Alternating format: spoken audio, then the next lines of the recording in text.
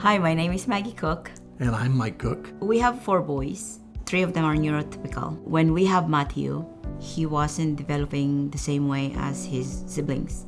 So at 8 months old, he is not walking, he's not crawling, he's not doing anything.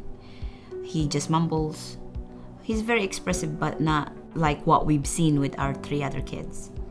So then we brought him to the doctor, and the doctor says, oh, sometimes kids just have the global delay, right?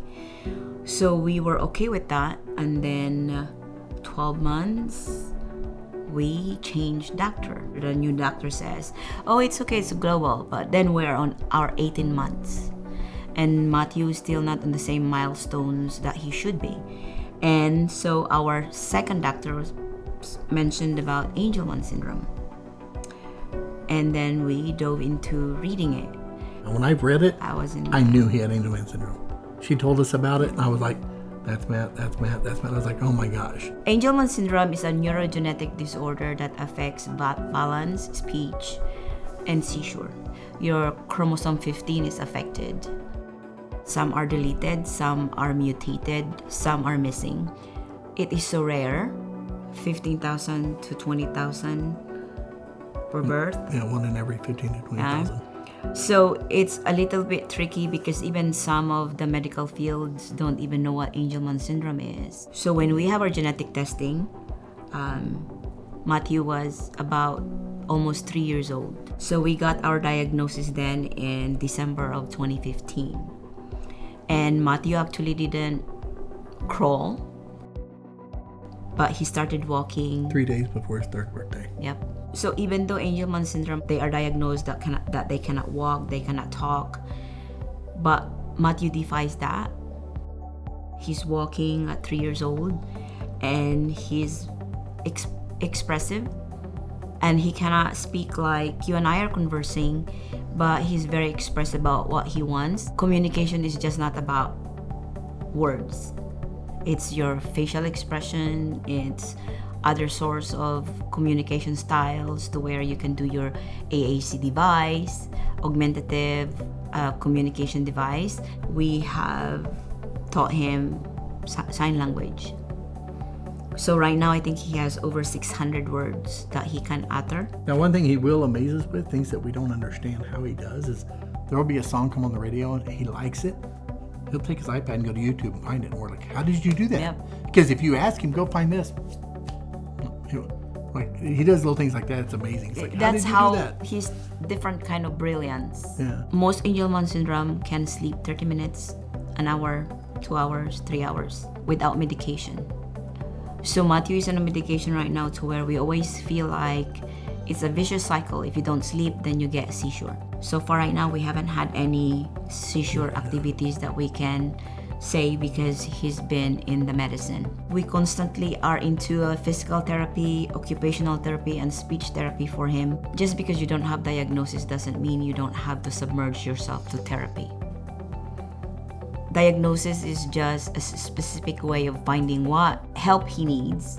But when you find your child going through a situation where they are delayed, right there on the spot, do your resources to have PTOT speech, regardless of diagnosis.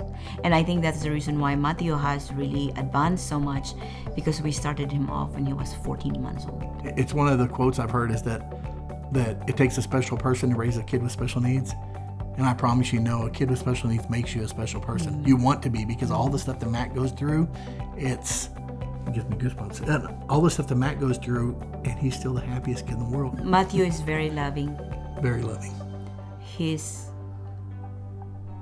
When Mike and I are struggling and having a tough day, he can sense it. I love you. That's how he says, I love you. He'll touch you like, he can sense the stress. He can sense it. And he gives us love. And when we fight, he screams because he wants us to stop. Yeah. Those are the things that he fundamentally make us be better. But it's all those.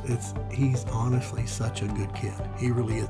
She filmed his excitement when he gets off the bus to see me. He's always like, ah. Why? We filmed it and I put it on. It got like 300,000 views in 2 weeks, and everyone's like, oh my God, that's the sweetest thing. I was like, that's every day. Every day. Every day. You can go to any house in the U.S. and say, hey, we're raising money and awareness for March of Dimes. Everyone knows who it is. Oh yeah, my so-and-so.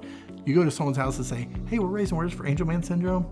Shut the door. They think it's fake. That's why we wanted to raise awareness. So in 2019, what started out is not as much awareness, but we want to go meet other families. We meet families with kids with Angelman syndrome. They're just as advanced as Matt. Most of them are a lot worse. Some of them have seizures daily. They're in wheelchairs. And so it makes our heart like, oh my gosh, we've got it made with him. When we do the awareness, Matthew gets to expose himself on a typical environment.